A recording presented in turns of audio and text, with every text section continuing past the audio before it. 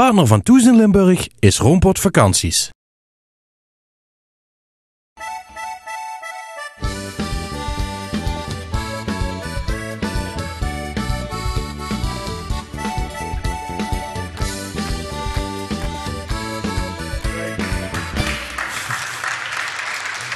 Dag dames en heren, welkom bij een nieuwe aflevering van Thuis in Limburg op deze maandag.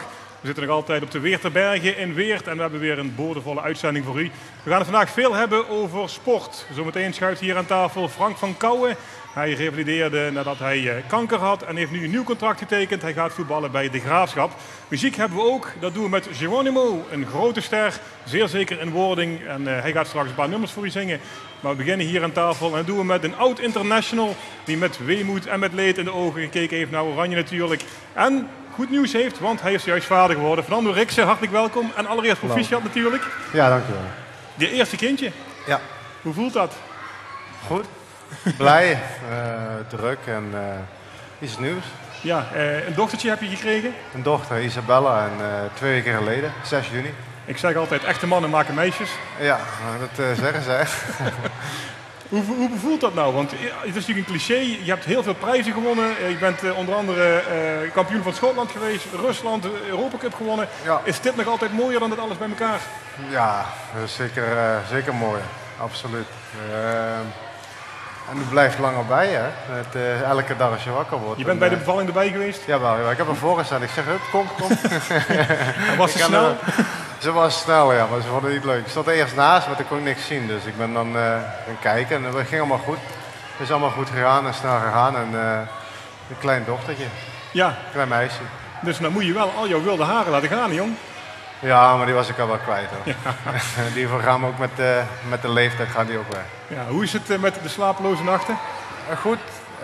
Ik moet zeggen dat het tot nu toe meevalt. Maar dat zijn misschien in het begin. Ze slaapt goed en ze eet goed en de moeder doet eigenlijk bijna alles. Ik kan geen borstvoeding geven. Dus, We hebben net gekeken, het is hartstikke braaf. Ja. Wat ook wel opmerkelijk is, je hebt een partner overgehouden eigenlijk zeg maar aan je werk in Rusland bij Zenit toen je daar voetbalde. Ja, een Russische vrouw dus. Wat wordt er bij jullie thuis gesproken dan? Engels, Russisch en Nederlands. Want je spreekt een beetje Russisch. Tjut. Dat betekent een beetje. Ja. Zoveel was ik al. Ja. En nu je kleine, die wordt dadelijk dan eigenlijk in 2 of zelfs in meer talen opgevoed. Meer talen, hè? We wonen in België ook nog. Dus, ja. Nou, Belgisch en Nederlands, dat gaat ook wel. Nederlands en Frans. Nee, maar thuis eigenlijk, we praten Engels. Zij verstaat Nederlands. Dus ze kan ook Nederlands praten. Maar ik zal Nederlands praten en zij Russisch. En zo gaan we het doen. Ja, dus het wordt een hele andere zomervakantie dan die je voorheen had. Ja, maar ik heb wel wat meer rust. Ik ben nu meer thuis en ik voel me wel beter dan de afgelopen jaren. Ja. Ja, want wat doet een voetballer normaal gesproken als hij die paar weekjes van het jaar dat hij vrij heeft, als hij dan ook echt vrij heeft, wat doet hij dan? Nou ja, vakantie. Meestal naar de Caribbean of Thailand of even een paar weken weg. Op vakantie op het strand liggen en niks doen. Gewoon helemaal niks doen? Helemaal niks doen. Tenminste, ik deed dat altijd. Ik weet niet hoe de rest het doet, maar normaal gesproken doen voetballers dat. En nu heb je geluk gehad, want het EK was natuurlijk bezig. Dus je kon de fles geven terwijl je voor de televisie zat. Ja, fles geven, maar dus aan tv kijken. En, dat ging goed, maar snel afgelopen met Nederland. Ja, dus heb ik ook zo genoten. Jammer. Ook zo genoten van het voetbal? Ook zo genoten. Ja, nou, ik heb meer genoten van het verdedigen in dit toernooi. Dus, want jij let extra op de verdediging? Nee, ik let op allebei. Ik was aan het kijken hoe het toernooi. Ik vind het toernooi qua een beetje een tegenvallen, laat ik het zo zeggen. Maar goed, dat komt ook misschien wel doordat veel ploegen verdedigend ingesteld zijn. Ja, maar je vindt het algehele niveau van het EK niet echt... Nou, dat zeg ik, verdedigend wel. Aanvallend vind ik het wat minder allemaal. Ja. Ik vind dat er weinig echt goed gevoetbald wordt. Ja, weinig echt hoogtepunten in de zin van dat blijft je nog over 10 jaar bij. Ja, precies. Maar dat kan ook komen doordat er gewoon goed verdedigd wordt en dat er telkens iemand tussen zit. Ja, er is heel veel te doen geweest over de verdediging van Oranje. Ik kan me herinneren dat we een paar weken geleden jou ook te gast hadden in de studio. En toen zeiden we eigenlijk met z'n allen nog, de verdediging van destijds, toen jij nog in Oranje speelde, die was 10 keer beter dan de verdediging van nu. Maar nu zat het probleem juist in de aanval bij Oranje. Nou, ik dacht het niet. Ik vond nog steeds dat het in de verdediging zat, maar goed. Ja, maar goed, ik wilde zeggen, normaal gesproken, als Oranje speelde, dan won je altijd met 1-0. Ja, want je scoorde altijd. Ja, maar dan had je 0 goals tegen, toch? Wat blieft? Dan had je toch 0 goals tegen. En nu hebben ze altijd een goal tegen, dus dat wordt het verschil al. Dus dan sta je met 1-0 achter. Als je tegen Denemarken de 0 niet kan houden, dan wordt het een moeilijk verhaal in het toernooi. Maar goed, er wordt uiteindelijk ook niet gescoord. Maar goed, voor mij is het altijd in het voetballen om geen goals tegen te krijgen. Dan heb je in ieder geval gelijk spel. Maar als je geen goals kan maken, je krijgt er ook nog elke keer een paar tegen. Ja, dat wordt heel moeilijk. Ja, zonder meer waar. Ja. Dan wordt er heel veel gezegd en geschreven over het zou niet klikken binnen de spelersgroep. En dat zou een beetje de oorzaak zijn. Hoe denk jij daarover?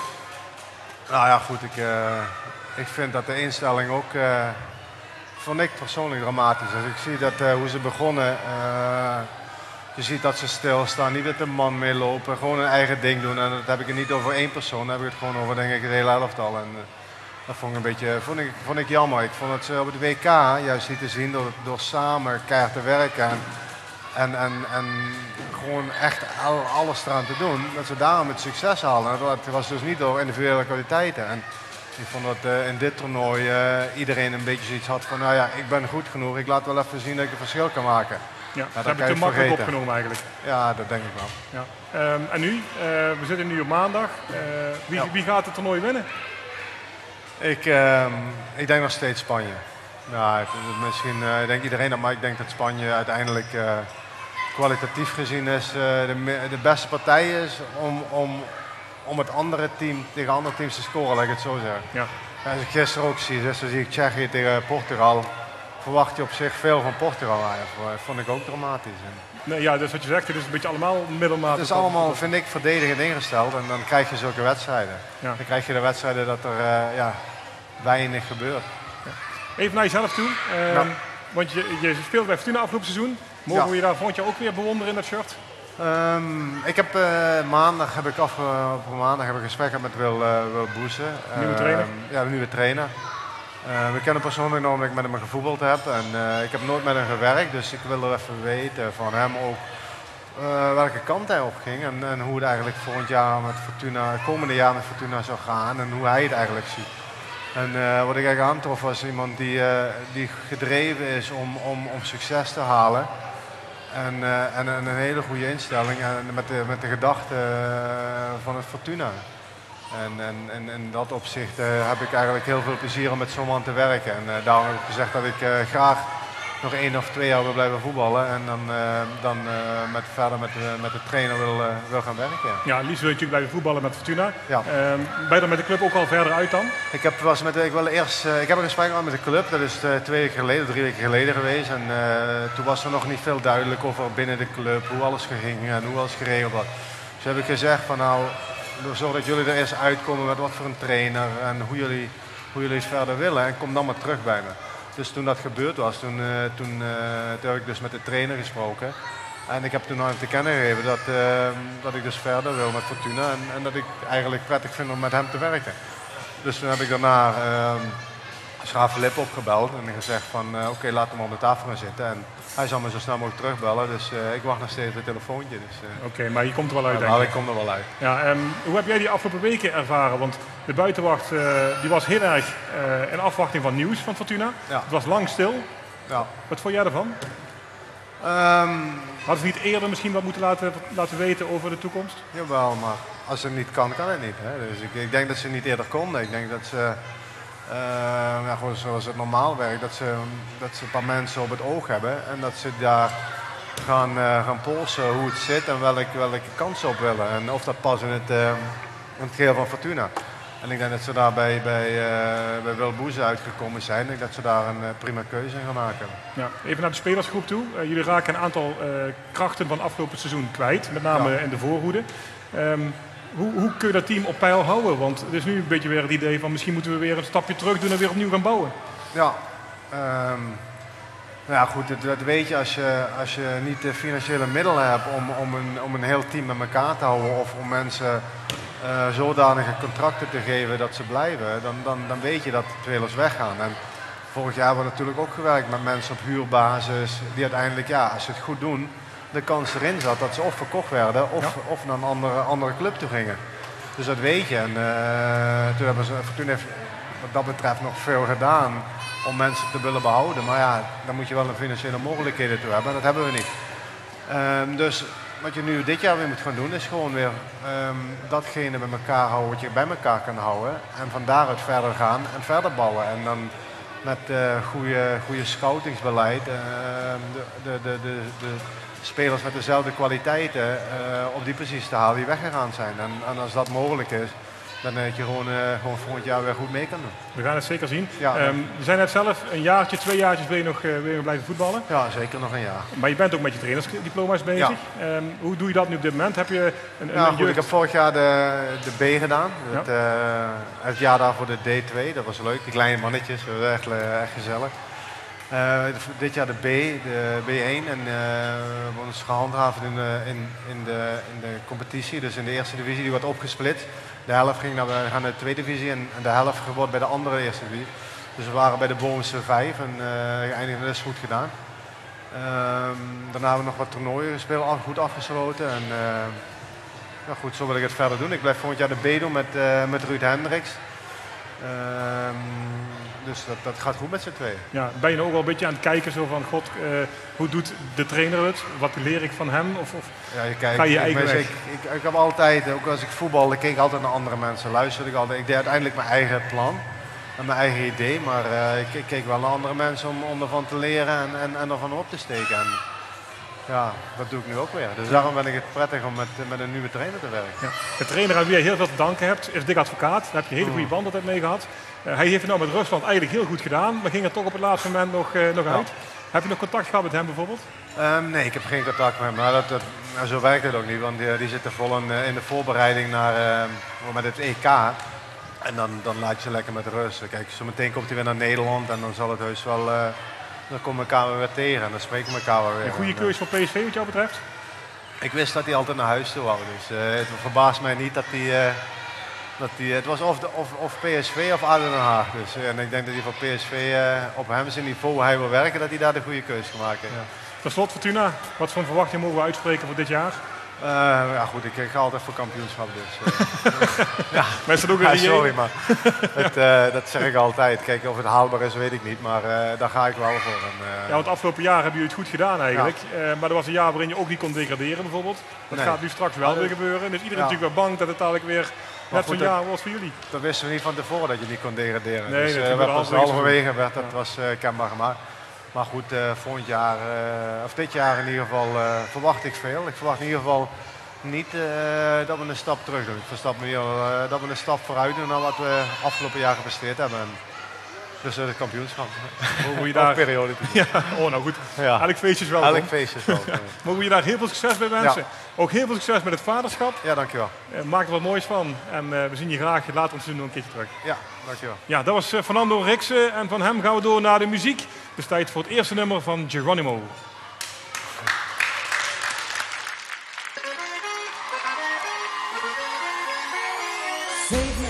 Lady, your touch is gonna kill me. I want you, baby. I want you, baby. Vicious, delicious. I love the way you feel me. I want you, baby. I want you, baby.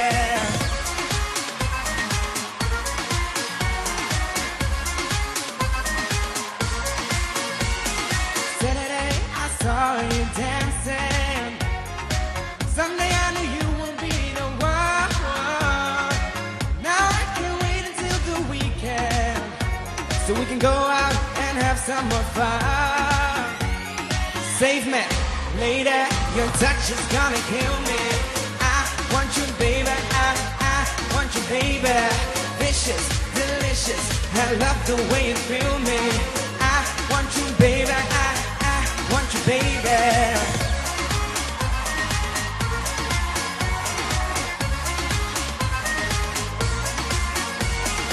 Monday, I already miss you. Tuesday night, I call you on the phone. My lips are longing to kiss you, and I'm counting the days here on my own. Whoa. Save me, lady, your touch is gonna kill me. I want you, baby, I want you, baby. Vicious, delicious, I love the way you feel me. I want you, baby, I want you, baby.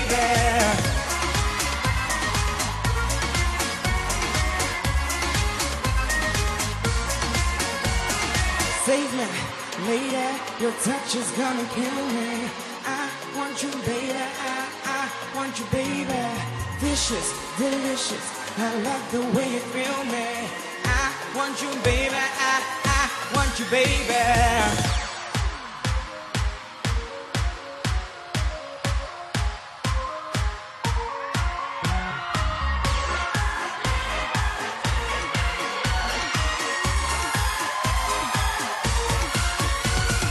Save me, lady, your touch is gonna kill me.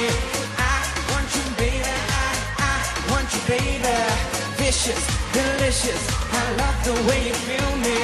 I want you, baby, I want you, baby.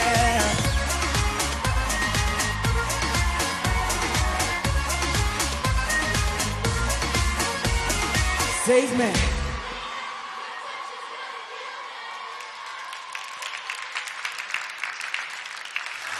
Ja, dat was Geronimo en we zijn hier weer terug aan tafel waar de volgende voetballer is aangeschoven. Frank van Kouwen, hartelijk welkom. Voetballer uit Weert, maar volgend jaar woonachtig en ook voetballend in Doetinchem. Ja, inderdaad. Het is allemaal heel snel gegaan en binnen 2 dagen eigenlijk afgerond. We beginnen ook komende woensdag alweer met trainen. Dus ja, korte tijd moeten we heel veel regelen. Maar ja, wel heel veel zin in. Dus, ja, want je speelt op dit moment voor FC Eindhoven. In het verleden onder andere VVV en Rode JC gespeeld. En nu zeg maar eigenlijk op een paar dagen tijd de transfer naar de Graafschap. Ja, nee, inderdaad. Ja, Eindhoven afgelopen jaar eigenlijk vanaf de winterstop nog wat wedstrijden kunnen spelen. En ja, dan ben je blij als je op je 32e volgende week nog ja, dat je dan nog een overstap kan maken naar de Graafschap. Wat ja, in mijn ogen toch wel een eredivisie-waardige ploeg is. Ja, zijn wel gedegradeerd afgelopen jaar? Ja, inderdaad. Maar als je ziet de faciliteiten, het stadion, de supporters, ja, die horen eigenlijk in de eredivisie. Dus ja, hopelijk dat we dat kunnen bewerkstelligen als we dit seizoen promoveren. Wat wordt jouw rol daar? Heb je daar al enig zicht op? Ja, ik heb gesprekken gehad met Pieter Huistra, de trainer. En ja, hij ziet in mij dat ik een ervaren jongen ben die eigenlijk de jonge groep moet begeleiden. Binnen het veld, maar ook daarbuiten. En ja, ook van achteruit toch met voetballend vermogen tot scoren komen en wedstrijden te winnen. En ja, ik ben in dat opzicht natuurlijk niet anders gewend bij VVV en ook afgelopen seizoen bij Eindhoven. Dus in dat opzicht is dat goed. Dat denken veel mensen thuis. Nou goed, hij maakt een transfer, leuk voor die jongen. Maar voor jou is het toch eigenlijk denk ik een beloning voor 2 jaar heel hard werken. Ja, natuurlijk een heel heftig jaar gehad. Ziek geweest. 9 maanden eigenlijk niks kunnen doen. Waarvan 6 maanden chemotherapie moeten volgen. Ja, want ziek geweest, dat is een klein beetje een understatement. Je had darmkanker. Ja. Flink wat moeten revalideren, flink wat behandelingen ook gehad. En toch weer profvoetbal. Ja, nee, inderdaad. Je hebt natuurlijk in die fase natuurlijk wel eens de gedachte dat je niet meer op het veld komt te staan. Maar toch eigenlijk wel een beetje het vertrouwen gehouden dat het goed zou komen. En je kunt ook niet iets zeggen van, nou oké, revalidatie duurt 2 maanden, half jaar, misschien helemaal niet. Ja, dat maakt het natuurlijk wel heel moeilijk. Maar al met al mag ik heel blij zijn dat dat eigenlijk wel redelijk snel is gegaan. En binnen 4 maanden eigenlijk een wedstrijd met een tweede gespeeld. En in de basis gespeeld bij het eerste van Eindhoven. En uiteindelijk nog 17 wedstrijden kunnen spelen. De play-offs nog wel gehaald, maar na de eerste ronde eruit. En dat geeft natuurlijk een heel goed gevoel. En als dan ook daarnaast nog een keer een club als de Graafschap komt, dan ben ik weer een hele blije man. Ja, je contract bij Eindhoven liep af. Je was daar ook min of meer als amateurspeler, stond je daar onder contract. Ja. Het zag er dus eigenlijk nog naar uit dat je gewoon geen club meer zou krijgen. Dat je carrière misschien wel in de slop zou raken. Ja, inderdaad. In dat opzicht heeft natuurlijk Eindhoven me geholpen tijdens mijn ziekte al. Hè. Toen hebben ze me eigenlijk al gevraagd om te komen. En met Ernst Faber, de trainer, gesproken. En die zag in mij natuurlijk al een rol in de kleedkamer op het moment dat ik niet kon spelen. Ja, en hij hoopte natuurlijk wel dat ik dat seizoen nog zou spelen. Alleen de vraag was of dat überhaupt zou gebeuren en wanneer. Nou, uiteindelijk toch nog dan na de winterstop kunnen voetballen. En op zich is het wel behoorlijk goed gegaan. En Eindhoven wilde in principe wel verder. Ze wilden me ook een contract aanbieden. Alleen ik heb ook aangegeven van ik wil even kijken wat er op mijn pad komt. En uiteindelijk is de keuze gevallen op de Graafschap. Ja, was je niet zenuwachtig toch een beetje nu? Want je weet dat de clubs allemaal komende weken weer gaan beginnen met trainen. Had je niet zoiets van, oh jee, misschien val ik daar toch nog ergens buiten de boot? Dat lijkt me toch best een angst, zeker in jouw positie waar je toch wel heel hard moet werken en moet knokken om terug te komen. Ja, nou ja, dat is ook wel. Alleen, je moet toch eerst laten zien op het veld of je het niveau nog aan kan. En gelukkig heb ik die kans gekregen bij Eindhoven om daar te laten zien dat ik het Is nog het je kan. meegevallen? Weer terug sporten, weer terug elke dag actief met je lichaam bezig moeten zijn? Achteraf wel. Dus eigenlijk wel redelijk goed verlopen. Ook geen terugslag gehad. Alleen, het was ook wel echt vanaf nul weer opbouwen. De eerste week dat ik iets kon gaan doen, dat was echt weer wandelen en heel lichtjes fietsen.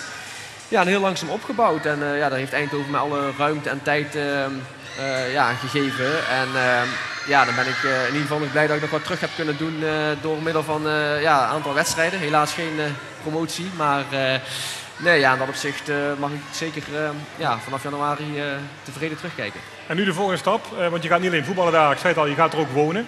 Voor de eerste keer volgens mij in je carrière dat je moet gaan verhuizen voor het werk, hè? Ja, inderdaad. Bij Willem II en Eindhoven, VV. Dat was nog allemaal dat was allemaal nog bereikbaar vanuit Weert, maar nu naar Doetinchem. Dus de Achterhoek, dus dat zal even wennen zijn. Maar die uitdaging die hebben we eigenlijk ook een beetje tijdens mijn ziekte besproken met mijn vrouw. Van, misschien is het ook wel een keer leuk en goed voor ons om weg te gaan. En in dat opzicht klopt het plaatje de Graafschap natuurlijk. En ben je al gaan kijken daar voor een woning? Of hoe doe je dat nou? Want je moet nou een recordtijd natuurlijk ook gaan regelen. Ja, inderdaad. We beginnen woensdag. In dat opzicht heb ik het al kunnen regelen dat ik een aantal keren blijf slapen in het hotel. En een aantal keren in de week terugrij naar Weert. Ja, en in die tijd van een maandje ongeveer moeten we zorgen dat we ons huis kwijtraken. Dus als iemand nog op zoek is naar een woning, dan naast de camera, doe maar even je oproep. Kan die zich melden. Ik ben er geweest, het is een mooi huisje, dus kijk er eens bij het En we moeten daar natuurlijk iets zoeken. Dus daar komt veel bij kijken, maar dat is leuk en die uitdaging gaan we aan. Ik neem aan dat de eerste week op de training het gesprek van het EK voetbal toch nog altijd heel erg actueel zal zijn. Hoe heb jij het EK beleefd? Ja, kort. Eigenlijk te kort natuurlijk. Maar de eerste wedstrijd zat ik nog in Turkije op vakantie. Dus die heb ik daar gezien. En de andere 2 wedstrijden met vrienden. Alleen natuurlijk niet zoals we hadden verwacht. Het was natuurlijk een zware pool. Maar het was niet veel, niet best. Nee. Wie gaat er winnen? Wie wordt er volgende week om deze tijd Europees kampioen? Ja, ik hoop eigenlijk wel Spanje. Ondanks dat ik Portugal ook wel een aardige kans geef. En dat was het voordeel van Duitsland en Portugal eigenlijk. Dat als ze de pool door zouden komen, dan hebben ze nu relatief de kwartfinale dan wat makkelijker land. Maar het verschil zal zo dicht bij elkaar zitten dat dat heel moeilijk te voorspellen is. Maar dan kom ik wel op Spanje. Ja. Mag ik je zeer hartelijk bedanken voor je aanwezigheid hier. Mag ik je heel veel succes wensen. Dank u wel. En we zien je graag nog een keer terug. Misschien wel met een schaal of met een periodetitel straks voor de Graafschap. En dan ontvangen we je graag weer hier aan tafel. Ja, dat was Frank van Kouwen. Een van de spelers of een van de landen die niet naar het EK ging. Dat was België. Veel Belgen supporteren voor Nederland. En een van die supporters was een bekende Vlaming, oud-Ajaxiet Thomas Vermaelen.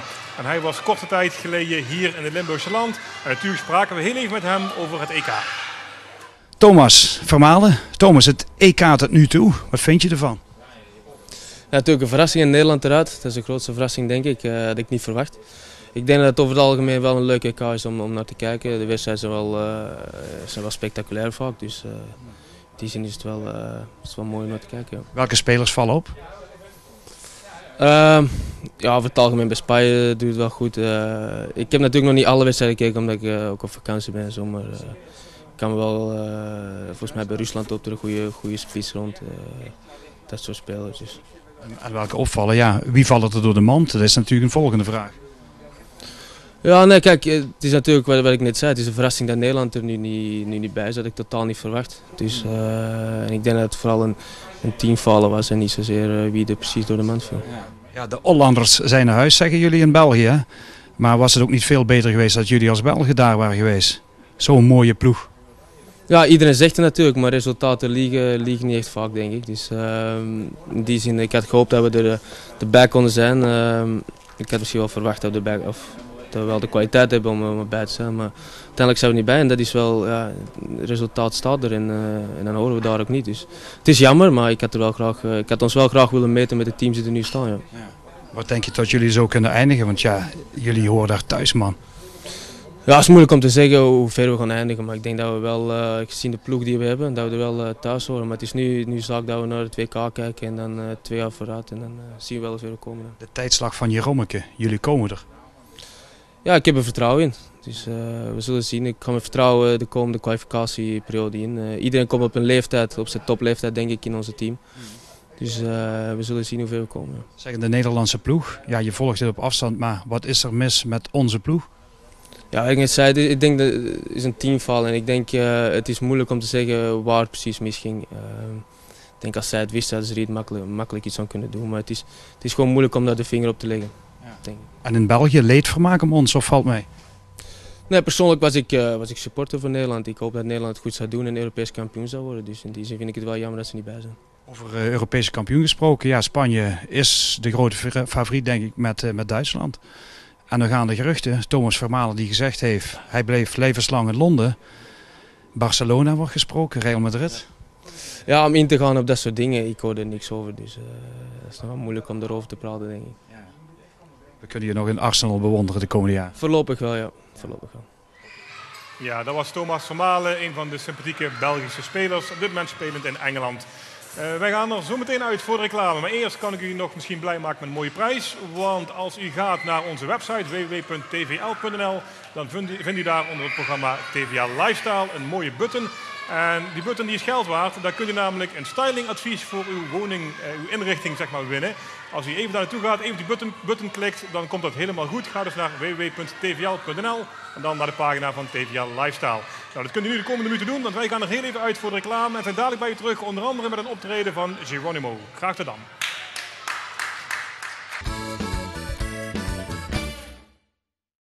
Partner van Toes in Limburg is Roompot Vakanties.